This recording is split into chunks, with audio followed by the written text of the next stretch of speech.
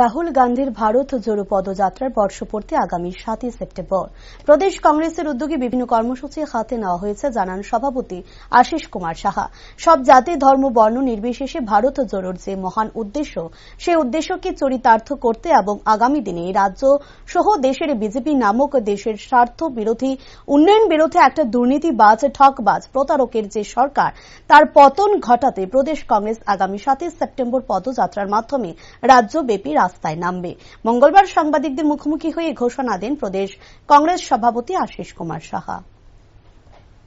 সর্ব অংশের জাতি ধর্ম বর্ণের মানুষকে সামিল হয়ে এই ভারত জোড়োর যে মহান উদ্দেশ্য, এই উদ্দেশ্যকে চরিতার্থ করতে এবং আগামী দিনে এই রাজ্য সহ দেশে বিজেপি নামক যে দেশের স্বার্থ বিরোধী, দেশের উন্নয়ন বিরোধী একটা দুর্নীতিবাজ ঠকবাজ প্রতারকের যে সরকার, তার পতন ঘটাতে আমরা 7 সেপ্টেম্বর রাস্তায় নামব পদযাত্রার মাধ্যমে জনগণকে